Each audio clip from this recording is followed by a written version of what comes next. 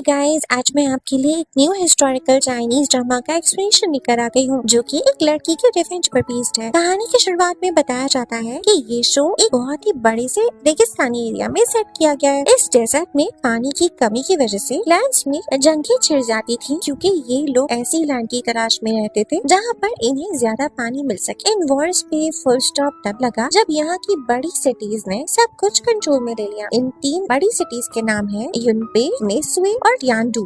हुआ यूं जाने लगा कि ये जो बड़ी सिटीज के लॉर्ड है वो छोटे क्लैंस और सिटीज के सबसे ज्यादा खूबसूरत प्रिंसेसेस से शादी करते और बदले में उनके क्लैंस को प्रोटेक्शन प्रोवाइड करते। लेकिन पीस फिर से खराब होने वाला है, क्योंकि डेजर्ट के ऊपर कुछ किताबें हैं जिन्हें डेजर्ट स्क्रॉल कहा जाता है, जिसमें कुछ ऐसी इम्पोर्टेंट इन्फॉर्मेशन होती है कि उसे हासिल करने वाली सिटी पूरे डेजर्ट पे कब्जा कर सकती है। इन किताबों के बहुत सारे वॉल्यूम्स हैं और जिसके पास डेजर्ट स्क्रॉल की सबसे ज्यादा वॉल्यूम होंगे वो सबसे ज्यादा पावरफुल बन जाएगा। इसीलिए युनपे सिटी के लॉर्ड ने खुद की वेडिंग के लिए रेगिस्तान की बाकी छोटी छोटी सिटीज से उनकी प्रिंसेसेस को बुला लिया है, इस चक्कर में कि अगर इनमें से किसी प्रिंसेस ने गिफ्ट में उसे वो डेजर्ट स्क्रॉल दिया तो ये उसे पूरा डेजर्ट ही फतह कर पाएगा। दूसरी तरफ एक और बड़ी सिटी मेसुए में पावर के लिए सिटी के लॉर्ड के भाई ने उसकी जान ले ली और किंगडम पे कब्जा कर लिया। जो सिटी लॉर्ड मर गया, उसकी बेटी शिनबे, उसकी माँ और हेड सर्वेंट जिसे ये लोग मोमो कहते हैं, ये तीनों वहाँ से भाग गए और पनाह लेने के लिए टियानडू सिटी की तरफ बढ़ गए। शिनवे का रिश्ता टियानडू में फिक्स हुआ था, इसलिए इन लोगों को लग रहा है कि टियानडू सिटी इन्हें पनाह देगी। लेकिन मोमो को इस बारे में डाउट है। वो बोलती है कि टियानडू सिटी काफी वक्त से बंद पड़ी है, वो लोग किसी को अंदर नहीं आने देते। ऐसे में पता नहीं वो लोग मानेंगे या नहीं। जिस पर शिनवे बोलती है कि ऐसा कुछ भी नहीं होगा, अभी तक एंगेजमेंट टूटी नहीं है। लेकिन जब ये तीनों टियानडू के गेट पर पहुँचते हैं तो शिनवे और उसकी मॉम वहाँ के गेट पे अपनी आइडेंटिटी बताकर रिक्वेस्ट करती हैं कि इन्हें अंदर आने दिया जाए। ये लोग ये भी बताते हैं कि हमारे पास एक डेजर्ट स्क्रॉल है, अगर हमें पनाह दी तो वो स्क्रॉल भी हम आप लोगों के हवाले कर देंगे। हमें अंदर यहाँ के लॉर्ड को दिखाते हैं, जिसे यूनुक आकर बताता है कि बाहर मेसुए से प्रिंसेस शिनवे और उसकी मॉम हमसे पनाह मांग रहे हैं। वापस शिनवे और उसकी मॉम को दिखाते हैं। यहाँ यूनुक के कहने पे गार्ड्स ने शिनवे, उसकी मॉम, मोमो और गार्ड्स पे हमला कर दिया था। वो तीर चलाने लगे थे, जो देख शिनवे और उसकी मॉम और मोमो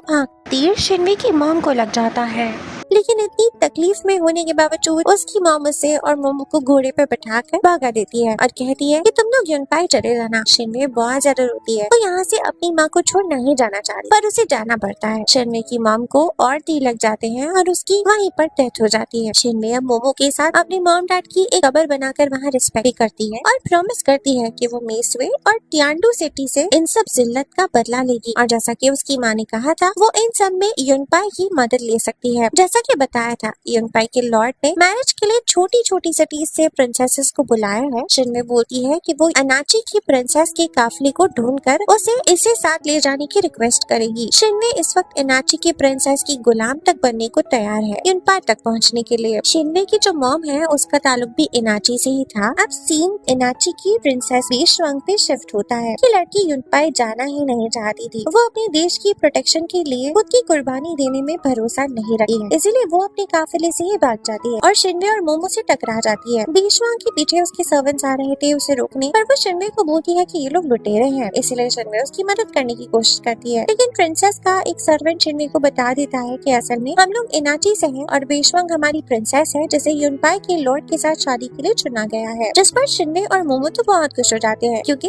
वो लोग इन्हें ही तो ढूंढ रहे थे। अब ये रास्ते में कैंप लगाकर सब बैठते हैं और बातें करते हैं। शिनवे अपने बारे में वेशवांग को सब कुछ बता देती है और ये वेशवांग भी इसे सब कुछ बताती है और ये भी कि वो युनपाई में शादी नहीं करना चाहती, उसे आजादी और खुद के हिसाब से जिंदगी जीना ज्यादा पसंद है। जिसमें शिनवे बोलती है कि तुम्हारे क्लान की तुम पहली लड़की हो जिसे युनपाई के लॉर्ड से शादी करने के लिए चुना गया है। तुम अगर लॉर्ड से शादी करने में सक्सेसफुल रही तो तुम्हारी पूरी सिटी को प्रोटेक्शन भी मिलेगी। वो बताती है कि मैं तुम्हारे साथ चलूंगी, क्योंकि मेरा वहाँ जाना बहुत जरूरी है। जिसपे वेशवांग को आइडिया आता है। वो बोलती है कि क्यों ना हम दोनों अपनी आइडेंटिटीज को चेंज कर ले, तो मेरी जगह अनाची के प्रिंसेस बनकर यूनपाई चली जाओ और मैं तुम्हारी जगह आजादी से जीऊं। जिस पर शिनवे एग्री करती है। ये दोनों अब ब्लड प्रॉमिस करती हैं, यानी ये दोनों अपने ब्लड को पानी में डालकर और फिर पी जाती हैं और ये प्रॉमिस करने का एक तरीका है उनका। ये दोनों वादा करती हैं, कसम खाती हैं कि आज से ये दोनों एक दूसरे की जिंदगी जिएंगी और कभी भी अपनी असल आइडेंटिटी ना रिवील करेंगी और ना ही इन्हें इस बात पर कोई रिग्रेट होगा। शिनवे बेशवांग को अब अपना सील जिसे पहचाना जाएगा कि वो मेसुए की प्रिंसेस है वो दे देती है और बेशवांग भी वो डॉक्यूमेंट जिसे उसकी पहचान है और यूनपाई का मैरिज इन्विटेशन शिनवे को दे देती है। ये दोनों अपने अपने कैरेज में महर जाती है। शिनवे आज से बेशवांग है और प्रिंसेस बेशवांग आज से शिनवे है। आगे से हम भी इन्हें इन बदले हुए नामों से ही बुलाएंगे। यहाँ एक और न्यू कैरेक्टर को दिखाया जाता है जिसका नाम रोवेन है और वो एक डेजर्ट ट्रैकर है। ये लोग लुटेरे हैं। इसकी एक गैंग है। रोवेन अभी अपनी गैंग के लोगों के साथ किसी लड़की को ढूंढ रहा था जो कि डेजर्ट की सबसे खूबसूरत लड़की है। उसके पास इस डेजर्ट की सबसे खूबसूरत लड़की की पेंटिंग भी मौजूद है और ये लड़की और कोई नहीं प्रिंसेस बेशवांग है, यानी वही जो पहले शिनवे हुआ करती थी पर अभी उसने नाम चेंज कर लिया है, यानी आइडेंटिटी स्विच कर ली है। रोवेन और उसके आदमियों को कैरेज दिखता है एक लड़की का और ये लोग उस कैरेज को रोक देते हैं। अंदर जो लड़की बैठी थी वो एक स्क्वाड के साथ वैन पे अटैक करती है पर वैन एक बारी में ही उसे पकड़कर बेहोश कर देता है। वो इस लड़की का सारा सामान भी लूट लेता है और अपने गांव चला जाता है। गांव के सभी उसके लौट आने पर बहुत खुश होते हैं। जो भी सामान उसने लूटा था वो सभी गांव वालों में बांट देता है और शिनवे को अपने रूम में ले जाता है। शिनवे ने व्हील वाली हैट पहनी हुई थी। जब वो उस हैट को हटाता है और शिनवे की शक्ल को देखता है तो पता चलता है कि ये पेंटिंग वाली लड़की यानी डेजर्ट की सबसे खूबसूरत लड़की नहीं है। वैन अपने आदमी को भी डांटता है और पोर्ट्रेट वाली लड़की को ढूंढने बोलता है। शिन वैन को बोलती है कि अब तुम्हें पता चल गया है ना कि मैं वो लड़की नहीं हूँ जिसे तुम ढूंढ रहे थे, तो फिर छोड़ दो मुझे। पर वैन नहीं मानता, उसे उसका नाम पूछता है जिस पर वो अपना नया नाम यानी बताती है कि मैं शिनवे हूँ और मैं वैन की औरत हूँ। वो वैन की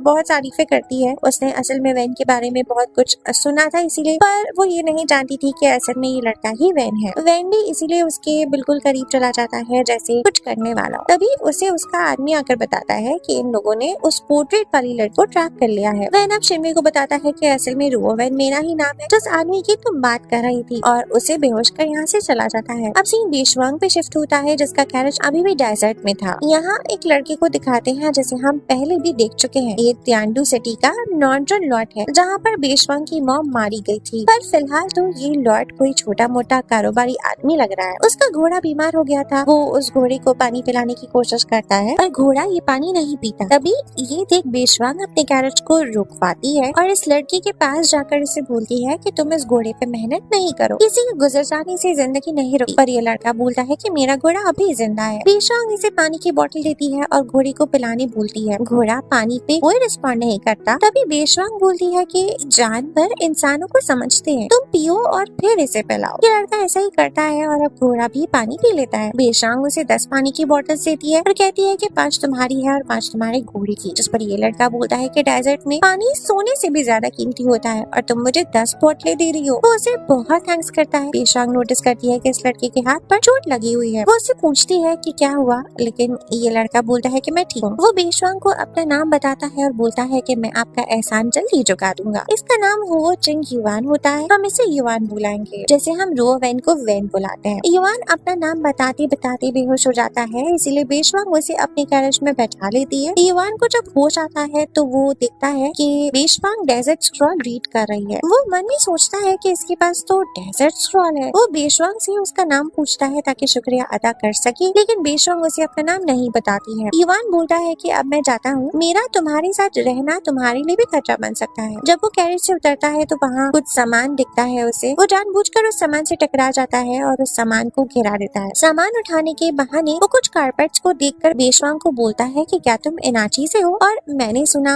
ये लोग तुम्हें प्रिंसेस करके बुला रहे थे, तो क्या तुम शादी के लिए यूनपाई जा रही हो? मैं भी वहीं जा रहा हूँ, मौका मिला तो तुम्हारा शुक्रिया अदा कर दूंगा। असल में युवान ये सब इसलिए बोल रहा है क्योंकि युवान ने डेजर्ट स्क्रॉल को देख लिया है बेशवांग के पास और ये डेजर्ट स्क्रॉल उसको भी चाहिए क्योंकि वो भी रियलिटी में तो एक लॉर्ड ही है ना, और वो भी पूरे डेजर्ट पे कब्जा करना चाहता है। तो इसलिए वो चाहता है कि वो कुछ देर और यहाँ रुक सके बेशवांग के साथ ताकि उसे डेजर्ट स्क्रॉल को चुराने का या हासिल करने का मौका मिल पाए। अब हम देख पाते हैं कि ये सुनकर के युवान भी यून पे जा रहा है। बेशवांग ने उसे अपने काफिले के साथ चलने के लिए हाँ कर दिया था, इसीलिए अब युवान इनके पीछे पीछे ही आ रहा था। आराम करने के लिए अब ये सब लोग कुछ वक्त के लिए ठहरते हैं और एक कैंप लगाते हैं। वहाँ युवान भी अपने घोड़े के साथ बैठा था। बेशुआंग को दिखाई देता है कि युवान के हाथ पर चोट आई हुई है। वो उससे बोलती है कि मेरे कैंप में तुम्हारे जख्म पे लगाने के लिए कुछ दवाइयाँ पड़ी है, चाहिए हो तो आ जाना। कुछ देर के बाद हम देख पाते हैं कि युवान उसके कमरे में दवा के लिए आ गया था। बेशुआंग उसको दवाई लगाकर देती है। तभी कमरे के बाहर से आवाज आ रही होती है जो चेक करने के लिए बेशुआंग बाहर चली जाती है। बाहर जाने से पहले वो युवान को पट्टी देकर जाती है, बोलती है कि ये लो बैंडेज और इसको खुद ही लगा लेना जब तक मैं वापस आऊँ। जब वो बाहर जाती है तो देखती है कि सभी सर्वेंट्स गेम खेल रहे हैं और एंजॉय कर रहे हैं। वो जानती है कि आगे का रास्ता मुश्किल हो सकता है, इसीलिए वो इन लोगों को खेलने देती है। पर जब तक वो कमरे के बाहर थी, अंदर युवान फायदा उठाकर उसके रूम की तलाशी लेने लग गया था ताकि डेजर्ट स्टॉल ढूंढ सके। लेकिन तभी वहाँ बेशुआंग कमरे में वापस आ जाती है और जब वो युवान से पूछती है कि तुम आके ढूंढ क्या रहे थे, तो युवान बताता है कि बैंडेज हो गई थी, इसलिए मैं बस वही ढूंढ रहा था। बेशुआंग उसे एक दूसरी बैंडेज निकाल कर देती है जिसमें वो बोलता है कि मदद कर दोगी इसको लगाने में तो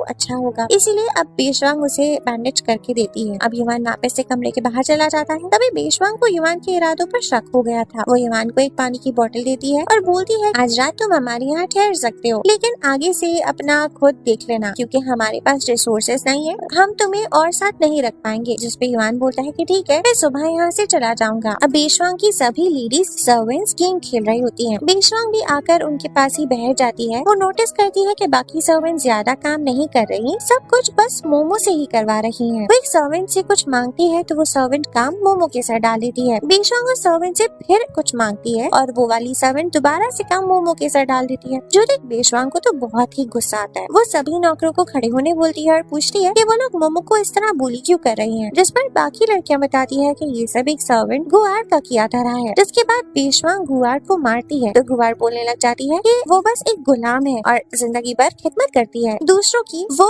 मोमो को ऑर्डर्स देकर बस थोड़ा सा स्पेशल फील करना चाहती थी। बेशुआंग इस पर जवाब देती है कि मोमो एक बूढ़ी औरत है जिसने पूरी जिंदगी गुलामी की है, अपने बच्चे पाले हैं, उसकी इज्जत करो। अगर तुम्हें अच्छा फील करना ही है तो इसका मतलब ये नहीं है कि तुम एक बूढ़ी औरत को परेशान करो। वो वार्न करती है कि आज के बाद कोई भी मोमो को परेशान नहीं करेगा और ये भी बोलती है कि अभी मौका है, जो जाना चाहता है वो जा सकता है, आगे का रास्ता आसान नहीं होगा। ये सब कुछ युवान भी देख रहा होता है दूर बैठा हुआ और बेशुआंग से काफी इम्प्रेस भी होता है। वो बोलता है कि ये काफी कमाल की औरत है। सुबह बेशुआंग और उसके लोग यहाँ से निकल जाते हैं, लेकिन बेशुआंग अपने सर्वेंट को बताती है कि उसे युवान पे शक हो रहा था, इसलिए उसने उसके पानी में नींद की दवाइयाँ मिला दी है। जब तक वो उठेगा हम लोग जा चुके होंगे। युवान असल में ये सब समझ गया था, इसीलिए उसे पानी पिया ही नहीं था। वो सोचता है कि कुछ वक्त के लिए उसे बेशुआंग और उसके लश्कर का पीछा नहीं करना चाहिए, वरना उसे और भी शक होगा मुझ पर। अब बेशुआंग थोड़ा ही आगे जाकर फिर से कैंप लगा लेती है और वहाँ पर ठहर जाती है। वहाँ पर वैन अपने साथियों के साथ आ जाता है। बेशुआंग के सर्वेंट्स आकर बेशुआंग को बताते हैं बाहर डेजर्ट रैंकर्स आ गए हैं, इसलिए बेशुआंग दुपट्टे से अपने मुंह को छुपाकर वैन से मिलती है। उसको बोलती है ये जो भी सामान हमारे पास है वो हमें यूनपाई में टॉफी के तौर पर देना है, ये मेरे खानदान ने बहुत मुश्किल से जमा करा है, लेकिन फिर भी हम तुम्हें ये सब दे देंगे, पर प्लीज हमारी जान को बख्श दो और हमें जाने दो। वैन बेशुआंग के मुंह से दुपट्टा हटाता है, उसके चेहरे को देखता है और पता लगता है कि ये वही लड़की है जिसे वो ढूंढ रहा था। वो बेशुआंग से उसका नाम पूछता है पर बेशुआंग उसे अपना नाम नहीं बताती है और बताने लगती है कि उसके लिए यूनपाई पहुंचना बहुत जरूरी है और ये भी कि ये इसकी फैमिली ने इसे यूनपाई भेजने के लिए अपना सब कुछ दांव पर लगा दिया है। पर वैन बहुत जोर जोर से हंसने लग जाता है, जिस पर बेशुआंग चिल्लाते हुए बोलती है तुम ऐसे क्यों हंस रहे हो, तुम्हें कोई एहसास नहीं है क्या, तुम्हारी कोई फैमिली नहीं है, तुम्हारे कोई पेरेंट्स नहीं है। जिस पर वैन बोलता है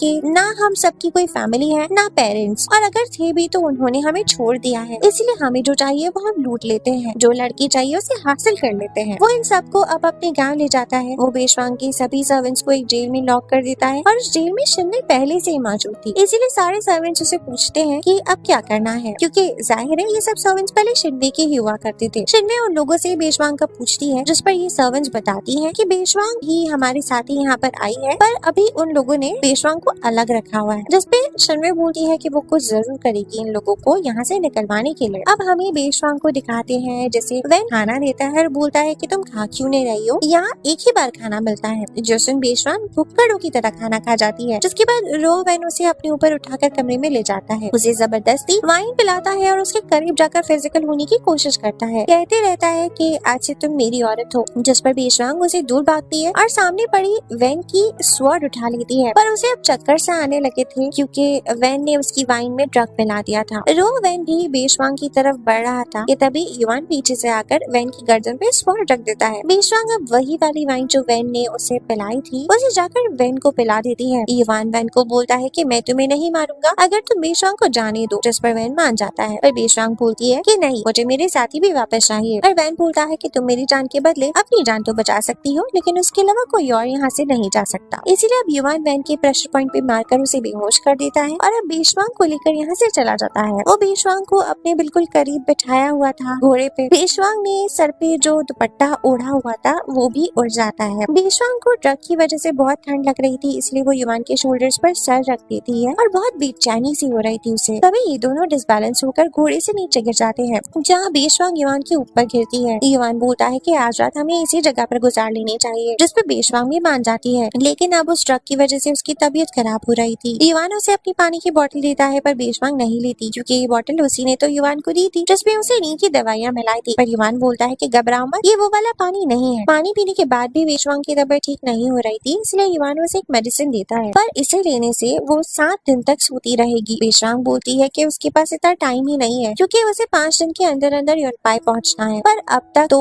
उसकी मुझसे ठीक होने लगा था। युवान उसे साफ कर देता है और अब बेशवांग से बिल्कुल भी बर्दाश्त नहीं हो रहा था। वो युवान के करीब आ रही थी। असल में ये ड्रग लेने से इंसान सेक्सुअली एक्टिव हो जाता है। युवान भी बहक रहा था। फिर बेशवांग अपने आप को कंट्रोल करने की कोशिश करती है, लेकिन अब युवान खुद ही उसे अपनी तरफ पुल कर लेता है। एपिसोड 3 की शुरुआत में बेशवांग को ड्रग की वजह से खुद को किसी के साथ इंटीमेट होने के डिजायर पे कंट्रोल करना मुश्किल हो रहा था, इसलिए युवान उसके साथ फिजिकल होकर उसे मदद करने वाला था, लेकिन बेशवांग उसे रोक देती है। युवान बोलता है कि अगर मैं ये नहीं करा तो तुम्हारी जान जा सकती है, लेकिन बेशवांग बोलती है कि मुझे कुछ भी नहीं होगा। फिर वो अपना गाउन और ज्वेलरी उतार कर समंदर में चली जाती है ताकि ड्रग का असर कम कर सके, लेकिन वो अंदर जाकर बेहोश हो जाती है। युवान ये देखकर खुद भी पानी में जाता है और बेशवांग को बचाकर पानी के बाहर ले आता है। अब सीन वैन पे शिफ्ट होता है, जिसकी बेशवांग जैसे ही हालत हो रही थी, क्योंकि ड्रग तो जाते हुए बेशवांग ने उसे भी पिला दिया था, इसीलिए उसे भी अब शरीर नहीं थी किसी के साथ इंटीमेट होने की। इसीलिए वो जेल में जाकर शिनवे को पकड़कर अपने कमरे में ले आता है। वैन के सभी साथी लोग वैन और शिनवे के बीच क्या हो रहा है देखने बेडरूम तक आ जाते हैं, पर वैन उन लोगों को भगा देता है। अब उनके चले जाने के बाद वैन शिनवे के करीब आने की कोशिश कर रहा होता है, तो शिनवे भी थोड़ा उसके साथ फ्लर्ट कर लेती है और फिर वाइन की कप को तोड़ वहाँ से भागने की कोशिश करती है, लेकिन वैन उसके बेल्ट को खोल देता है और सेम टाइम पर शिनवे भी वैन के बेल्ट को उतार देती है। वो पलटती है तो वैन उसका गाउन ही उतार देता है, पर शिनवे पर्दे से खुद को कवर कर लेती है। दोनों के कपड़े ऑलमोस्ट उतर ही चुके थे। अब दोनों बेड पर जाकर लव मेकिंग करते हैं। इतने में शिनवे खुद को और वैन के हाथों को एक साथ बांध देती है। सुबह जब दोनों उठते हैं तो वैन को रिग्रेट होता है कि वो रात भर शिनवे के साथ सो गया, जबकि वो तो बेशवांग को अपनी वुमेन बनाना चाहता था। वैन की बातों से शिनवे को अंदाजा हो जाता है कि बेशवांग भाग गई है। वो वैन को बोलने लगती है कि आज से तुम मेरे आदमी हो, तुम मुझे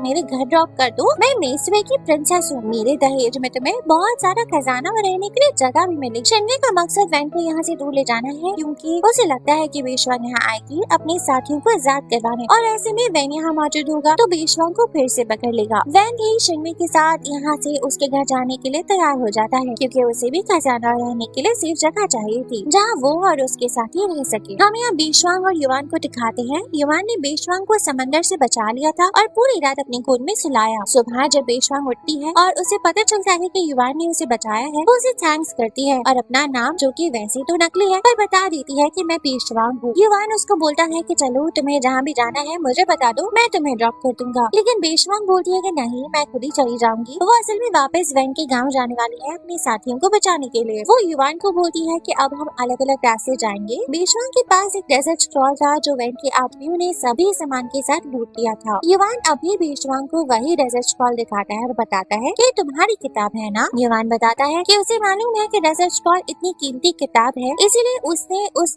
बुक को उन लुटेरों को मारकर हासिल कर लिया। वो बेशवांग को बोलता है कि अगर तुम्हें किताब मुझे दे दो तो बदले में तुम जो भी चाहोगी मैं वो करूंगा, जिस पर बेशवांग मान जाती है और बताती है कि वो अपने साथियों को वैन के वहाँ से आजाद करवाना चाहती है, जिसके लिए युवान बेशवांग को एक और वैन के जैसे ही लुटेरों के पास ले आता है, जिनके लीडर का नाम डोंगबा होता है। वो लुटेरे समझते हैं कि युवान यहाँ पर बेशवांग को बेचने आया है। डोंगबा अपने साथियों को बेशवांग को अपने साथ रखने और युवान को मार देने का ऑर्डर देता है, पर युवान फौरन से स्वॉर्ड को डोंगबा के सर पे रख देता है। डोंगबा डर जाता है। वो दिखता है कि युवान के पास एक बैच था जो कि बोआ एजेंट्स का बैच है। अब ये बोआ एजेंट्स क्या है? तो ये लोग स्पाइस और खबरी होते हैं जो डेजर्ट की सिटीज की सारी पॉलिटिकल इन्फॉर्मेशन पर नजर रखते हैं। उस इन्फॉर्मेशन को बेचकर पैसे कमाते हैं, पावर हासिल करते हैं। इन सब में जान का भी खतरा रहता है तो ये लोग ट्रेंड होते हैं लड़ाई वगैरह में। बैक टू स्टोरी, डोंगबा भी बैंडेड है और वेन भी, ये दोनों एक दूसरे के दुश्मन है। इसीलिए जब युवान डोंगबा से वेन ठिकाने पर जाकर वहाँ तबाही करने बोलता है तो डोंगबा मान जाता है और वो वैसे भी करता है क्योंकि उसे अंदाजा जो हो गया था कि युवान गोवा एजेंट है। ये सब वेन के ठिकाने पर आ जाते हैं। यहाँ से वेन और शिनमे ऑलरेडी जा चुके थे, बस अब यहाँ वेन के कुछ साथी ही बचे थे। युवान इन लोगों को बोलता है कि हम यहाँ इसलिए आए हैं क्योंकि तुम लोग सेफ ठिकाने पर रह रहे हो, हम भी आसानी वाली लाइफ जीना चाहते हैं। अगर तुम हमें यहाँ रहने दो तो हम तुम्हें ये औरत दे देंगे। वो इन लोगों को जगह के बदले बेशवांग दे रहा है। अब ये सब युवान और बेशवांग का प्लान ही था। वहाँ वेन के साथ ही युवान को बोलते हैं कि हमारी टीम को ज्वाइन करने के लिए तुम्हें किसी का कत्ल करना होगा और प्रूफ करना होगा कि तुम इस लायक हो भी कि नहीं। वो मोमो को दरख्त से बांध देते हैं और युवान को बोलते हैं कि इसका कत्ल कर दो, लेकिन यहाँ बेशवांग सामने आकर उसे रोकती है, पर युवान बेशवांग को ही धक्का देकर गिरा देता है और चाकू से जाकर सीधा मोमो के चेस्ट पे वार करता है, यानी मोमो मर जाती है। और अब इसीलिए युवान से खुश होकर वेन का साथी मनु उसे अपनी टीम में ले लेता है और बेशवांग को उसके साथियों के साथ जेल में डाल देता है। बेशवांग अपनी बॉडीगार्ड से पूछती है कि बाकी लोग कहाँ गए, जिस पर वो बताता है कि बाकी साथी मारे गए हैं, अब ये कुछ ही लोग बचे हैं। बेशवांग उन्हें बताती है कि मैं तुम लोगों को यहाँ से आजाद करवाने आई हूँ। युवान मनु और बाकी मैंडेट्स के साथ बैठकर वाइन एंजॉय कर रहा था, तभी बेशवांग की एक नौकरानी जिससे इन लोगों के साथ गद्दारी कर वेन और उसके साथी को ज्वाइन कर लिया है, वो युवान को पहचान जाती है और सबको बता देती है कि ये भी बेशवांग का साथी है। ये सुनते ही यहाँ भागम दौड़ी मच जाती है। जेल की फीस पहले ही युवान ने वेन के आदमियों से छुड़ा कर बेशवांग को दे दी थी, जिसको यूज करके बेशवांग खुद को और अपने साथियों को जेल से आजाद करवा देती है। भागते हुए उसके काफी लोग मारे जा रहे थे और जो मोमो हमने देखा था कि मर चुकी है, वो बस मरने का नाटक कर रही थी। युवान ने उसे सच में नहीं मारा था। ये लोग मोमो को भी आजाद करवा लेते हैं, लेकिन भागते भागते अब मोमो को सच में तीर लग जाता है। पर युवान बेशवांग और उसके सभी साथियों को वेन के साथियों से बचाकर एक सेफ जगह पर ले आया था। मोमो को जैसा कि तीर लग गया था, मोमो बस आखिरी सांसें ले रही थी। बेशवांग उन्हें बोलती है कि आप अभी नहीं मर सकती, पर मोमो बोलती है कि मेरा वक्त आ गया है। वो बेशवांग को अनाची की एक ट्यून प्ले करने बोलती है जिसे वो अपने होम टाउन मरते हुए याद कर पाएगी। जैसा कि मोमो और बेशवांग की माँ अनाची से ही बिलोंग करते हैं, इन लोगों ने वो ट्यून बेशवांग को भी सिखा दी होगी। बेशवांग फ्लूट से वो ट्यून बजाना शुरू करती है कि इतने में मोमो मर जाती है। बेशवांग मोमो को दफना देती है। युवान के अलावा बेशवांग के सिर्फ 2 ही साथी बचे थे, एक उसका बॉडीगार्ड और एक नौकरानी। बेशवांग उन्हें चॉइस देती है कि अगर वो अभी भी इसका साथ छोड़कर जाना चाहते हैं तो जा सकते हैं, क्योंकि आगे का रास्ता और भी मुश्किल हो सकता है। पर वो लोग हमेशा बेशवांग का साथ देने का वादा करते हैं। अब जैसा कि बेशवांग ने वादा करा था युवान से कि अगर वो इन लोगों को वेन के ठिकाने से बचाकर सेफ जगह ले आएगा तो ये उसे डेजर्ट स्ट्रॉल देगी, इसलिए अब बेशवांग युवान को अब वो डेजर्ट स्ट्रॉल दे देती है। अब युवान जाने वाला था, पर बेशवांग उसे बोलती है कि मुझे तुमसे एक और फेवर चाहिए, तुम हमें सही सलामत उन पर पहुंचा दो, क्योंकि इनके पीछे वेन के साथी पड़े हुए थे और अभी रास्ते में और भी रुकावटें आ सकती थी। ऐसे में उसने देखा कि युवान काबिल है, इसलिए दोबारा उसे मदद मांग ली। युवान पूछता है कि इस मदद के बदले में तुम मुझे क्या दे सकती हो, जिस पर बेशवांग बोलती है कि मैं इसके बदले फिलहाल तो कुछ भी नहीं दे सकती, क्योंकि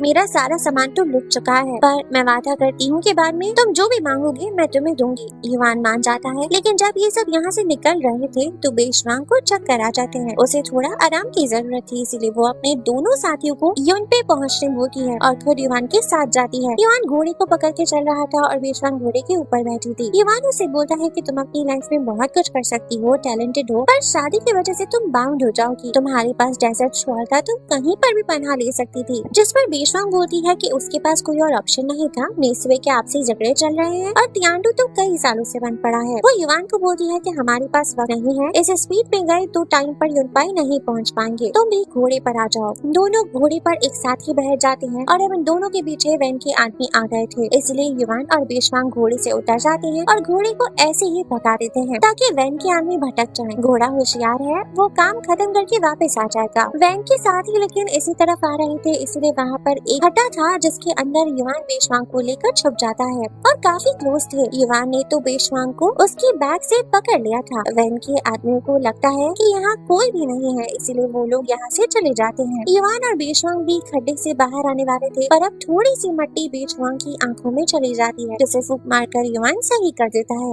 अब रात गुजारने के लिए दोनों एक इन में ठहरते हैं, एक यानी रात गुजारने के लायक छोटी होटल। इनका ओनर फौरन से ही युवान को देखो से बात करने बढ़ता है, लेकिन बेशवांग को देख रुक जाता है। ये दुकान का ओनर बना हुआ इन इंसान असल में युवान का बॉडीगार्ड है, ये भी एक बुआ एजेंट है, बल्कि ये पूरा ये बुआ एजेंट्स का अड्डा है। बॉडीगार्ड ये देख कर के युवान किसी लड़की के साथ है, वो बुआ एजेंट वाली कोई बात नहीं करता और इन्हें रूम्स अलॉट कर देता है। अभी युवान बेशवांग के कमरे में था, तभी बेशवांग उसे पूछती है कि जो डेजर्ट स्क्रॉल मैंने तुम्हें दी है तुम उसका करोगे क्या वैसे? जिस पर युवान बताता है कि उसे मालूम है कि ये किताब कीमती है, इसको देकर मैं किसी अच्छी लड़की से शादी कर पाऊंगा। फिर बेशवांग अब सोने लगी थी, तो इसीलिए युवान अगरबत्ती में कुछ ड्रग्स को मिलाकर चला जाता है। अब युवान यहाँ से एक दूसरे रूम में जाता है जहाँ कुछ लोग उसका इंतजार कर रहे थे। पता चलता है कि ये सभी लोग बुआ एजेंट्स हैं और युवान उनका चीफ है। युवान तो तियांडू में भी था, लेकिन अभी उस बारे में ज्यादा नहीं बताया गया। फिलहाल युवान को हम बुआ एजेंट्स के चीफ की आइडेंटिटी से ही जानते हैं। जैसे ही युवान होटल में आया, इन लोगों ने बाकी कस्टमर्स को यहाँ से भगा दिया और बाहर क्लोज का साइन लगा दिया। युवान और उसके साथी किसी मिस्टर रॉन्ग नामी आदमी को ढूंढ रहे हैं। इन्हें पता चला है कि वो युनपाई में पाया गया है और उसे युनपाई के लॉर्ड ने पकड़ लिया है। युवान और उसके साथी युनपाई इस मिस्टर रॉन्ग नामी आदमी को ही ढूंढने जा रहे हैं। इन्हें तियांडू के कुछ स्पाइस के बारे में भी पता चला है जो इनकी खबर दूसरों तक पहुंचा रहे हैं। युवान उन स्पाइस को मार देने का ऑर्डर देता है, जिसके बाद उसके साथी सभी स्पाइस को मार कर आते हैं। अब दिखाते हैं वेन और शिनवे को जो मेसुए जा रहे थे, पर शिनवे बताती है कि उसे वापस जाने का रास्ता नहीं पता है, इसलिए वेन बोलता है कि उन्हें मेसुए पहुंचने के लिए वहाँ के मैप की जरूरत होगी। वो इसी इनके पास आ जाते हैं जहाँ बेशवांग और युवान ठहरे हुए हैं, यानी बुआ एजेंट्स का अड्डा। अब वेन ने देख लिया था कि होटल में क्लोज का साइन लगा हुआ है, लेकिन उसे वहाँ पर एक फ्लैग भी दिखा था जो कि बुआ एजेंट्स यूज करते हैं। वो समझ जाता है कि ये बुआ एजेंट्स का अड्डा है। वो यही सब शिनवे को बताता है और बोलता है कि बुआ एजेंट्स के पास डेजर्ट की सारी सिटीज की इंफॉर्मेशन होगी। मुझे लगता है कि मेसुए का मैप भी हमें यहाँ इनके पास से मिल ही जाएगा। वो शिनवे को बोलता है कि अब हम इस होटल के अंदर जाकर कमरा मांगेंगे और तुम्हें मेरी बहन होने का नाटक करना होगा। जिस पर शिनवे बोलती है कि उसकी एक शर्त है कि बदले में तुम मेरी 3 विशेस को पूरा करोगे। विशेस क्या है ये मैं बाद में बताऊंगी। बहन मान जाता है। जब दोनों इस इनके अंदर जाते हैं तो रिसेप्शन पे मौजूद शख्स इन लोगों को बताता है कि इनाज बंद है, आप लोगों ने बाहर साइन बोर्ड नहीं देखा। शिनवे यहाँ अंधी होने की एक्टिंग करने लग जाती है और कुछ ज्यादा ही ओवर एक्टिंग करती है। वैन ने उसे उसकी बहन होने का नाटक करने बोला था, पर वो उसकी बीवी होने का नाटक करती है। ये दोनों यहाँ इमोशनल ड्रामा करके यहाँ एक रात के लिए रूम बुक करवाने की रिक्वेस्ट करते हैं, पर यहाँ भी इन लोगों को कमरा देने से मना कर देता है और कहता है कि सभी रूम्स बुक हो चुके हैं, उनके पास कोई खाली कमरा नहीं है। इस आदमी को वैन और शिनवे में भी शक हो गया था, इसलिए वो ऊपर युवान को जाकर बताता है कि एक कपल आया हुआ है, लड़की अंधी है और लड़का बैंडेड लग रहा है। युवान थोड़ा सा कमरा खुलकर चेक करता है और बाहर अपने साथियों को बताता है कि ये तो वैन है, डेजर्ट जंकर्स का लीडर। असल में युवान पिछले एपिसोड में ही वैन की शक्ल को देख चुका था जब वो बेशवांग को बेचारे वैन के ठिकाने गया था, लेकिन युवान ने वैन पे पीछे से अटैक करा था, इसीलिए वैन उसे नहीं जानता। अब युवान का बॉडीगार्ड नीचे जाकर वैन और शिनवे को बोलता है कि हमारे पास खाली कमरा नहीं है, इसलिए प्लीज यहाँ से चले जाओ। कुछ बहस होती है और बात हाथापाई पर टकराती है। इतने में शिनवे ऊपर चली जाती है और फिर वैन को आवाज देकर बताती है कि ऊपर तो एक कमरा खाली पड़ा हुआ है। जब शिनवे और वैन ऊपर पहुँचते हैं तो जो कमरा बेशवांग को दिया हुआ था वही इन्हें खाली मिलता है। युवान का बॉडीगार्ड भी ये देख हैरान होता है कि बेशवांग कहाँ चली गई और इन दोनों को वो रूम दे देता है, बोलते कि सॉरी मिसअंडरस्टैंडिंग हो गई थी। यहाँ बेड पर शिनवे को बेशवांग का आइडेंटिटी वाला बैच मिलता है जो वो छुपा लेती है। वो समझ गई थी कि बेशवांग यहीं पर ठहरी हुई है। फिर दोनों शिनवे और वैन बेड को शेयर करके सो जाते हैं। बेशवांग को युवान अपनी गोद में उठाकर पहले ही खुद के कमरे में ले आया था ताकि उसे वैन देख ना ले। फिर बेशवांग को जब होश आता है तो वो युवान से पूछती है कि मैं तुम्हारे कमरे में क्या कर रही हूँ और तुमने वहाँ कोई ड्रग मिलाया था जो मुझे इतनी ज्यादा गहरी नींद आ गई। जिस पर युवान उसे बताता है कि हाँ, लेकिन वो बस सोने में आसानी करने के लिए था, और ये भी बताता है कि यहाँ पर वैन आ गया है और यही ठहरा हुआ है, इसीलिए मैं तुम्हें अपने रूम में ले आया हूँ ताकि प्रोटेक्ट कर सकूँ। कमरे में अब युवान का बॉडीगार्ड उसे ये बताने आता है कि बेशवांग कमरे में नहीं है और वैन और शिनवे ने वो रूम ले लिया है, लेकिन जब वो बेशवांग को कमरे में युवान के साथ देखता है तो बात पलट देता है और ये कहता है कि मैं आप लोगों को ये बताने आया हूँ कि आप दोनों भले ही एक रूम में हो, लेकिन आपने 2 कमरे बुक करवाए थे, इसलिए रेंट तो दोनों का ही भरना पड़ेगा। जिस पर युवान बोलता है कि हाँ हाँ दे देंगे हम रेंट, ऐसे ही थोड़ी ना भाग जाएंगे। बॉडीगार्ड चला जाता है। सुबह होते ही वैन यहाँ इधर उधर मेसुए का मैप ढूंढ रहा था और जब तक वो बिजी था शिनवे बेशवांग को ढूंढ लेती है। वो उसके कमरे में जाती है और उसे बात करने वाली होती है कि वहाँ युवान आकर उसे पकड़ लेता है, पर बेशवांग उसे छोड़ने बोलती है और बताती है कि ये मेरी दोस्त है। युवान पूछता है शिनवे से कि वो कौन है। और वैन के साथ क्यों आई है यहाँ पर, जिस पर शिनवी सब कुछ बता देती है कि वो असल में मेसवे की प्रिंसेस है और वैन ने इसे किडनैप कर लिया था और वो बस बेशवांग की मदद करने की कोशिश कर रही है। शिनवी बेशवांग को वो बैज वापस कर देती है जो उसे बेड से मिला था और ये भी बताती है कि वैन यहाँ मेसवे का मैप ढूंढने आया है। सुबह बिल पेमेंट के टाइम शिनवी होटल में सीन बना देती है वैन के कहने पर। वो वाइन को गिरा देती है तो बॉडीगार्ड जो रिसेप्शन पे खड़ा हुआ था वो जाकर शिनवी को रोकने लगता है। रिसेप्शन खाली हो जाता है जिसका फायदा उठाकर वैन रजिस्टर को चेक करता है जिसमें से उसी मेसवे का मैप मिल जाता है। ये मैप युवान ने ही रजिस्टर में जानबूझ कर रखा था ताकि वैन मैप को ले और चलता बने यहाँ से। अब दोनों यानी वैन और शिनवी यहाँ से चले जाते हैं और युवान और बेशवांग भी, लेकिन बेशवांग को युवान के बुआ एजेंट्स होने पर शक हो गया था क्योंकि उसने यहाँ पर फ्लैग भी देखा था और कुछ लोगों के पास बुआ एजेंट्स का बैच भी। युवान और बेशवांग रास्ते में थे कि उनसे वैन की आर्मी फिर से टकरा जाते हैं और इस बार तो वो तीर ही चला देते हैं जो युवान की पीठ पर लग जाता है और वो घोड़े से नीचे गिर जाता है। वो खड़ा होकर बेशवांग को यहाँ से भाग जाने बोलता है लेकिन बेशवांग उसके करीब जाकर उसे अपने साथ घोड़े पर बैठा ले जाती है और ये लोग घोड़े को अब तेजी में भगाते हैं। बेशवांग बोलती है कि बस युनपाई आने ही वाला है और वहाँ घुसने की हिम्मत वैन की आर्मी बिल्कुल भी नहीं करेंगे। इसीलिए अब हम देख पाते हैं कि अब युवान और बेशवांग युनपाई पहुँच गए थे और वहाँ एक खाली घर में ठहरते हैं। ये घर युवान का ही था। यहाँ पर बेशवांग युवान की मदद करने की कोशिश करती है लेकिन युवान गलत समझता है और बोलता है कि कहीं तुम मुझे मार कर डेजर्ट शॉल तो नहीं हासिल करना चाहती हो, जिस पर बेशवांग भड़क जाती है और बोलती है कि अच्छा फिर मैं तुम्हारी मदद नहीं कर रही, ठीक है। जिस पर युवान उसे बोलता है कि तुम मुझसे डेजर्ट शॉल हासिल करने के लिए मदद कर रही हो ना। बेशवांग बोलती है कि ऐसा कुछ भी नहीं है और वो युवान की पीठ पर से एरो निकाल लेती है पर वो सोचती है कि एरो बहुत डीप तक गया था और उसमें जहर भी है। किसी भी मामूली आदमी के लिए इतना सा बर्दाश्त कर पाना मुश्किल होता है। सिर्फ वही जो बहुत ज्यादा ट्रेनिंग किया हो वही इस तरह के जख्म को बर्दाश्त कर सकता है। तो इसीलिए उसे युवान पर थोड़ा शक होता है कि आखिर ये है कौन। पर वो युवान की बॉडी से जहर निकालने के लिए उसके जख्मों को अपने मुंह से चूस कर उसमें से जहर निकाल लेती है। अब युवान को वो बैंडेज कर देती है। उसे युवान के पास से बुआ एजेंट का बैच भी मिलता है जो कि थोड़ा अलग भी लग रहा था। वो युवान को कन्फ्रंट करती है और बोलती है कि तुमने मुझसे झूठ बोला ना, तुम तो बुआ एजेंट हो। तो युवान उसे बता देता है कि हाँ असल में वे बुआ एजेंट का चीफ हूँ।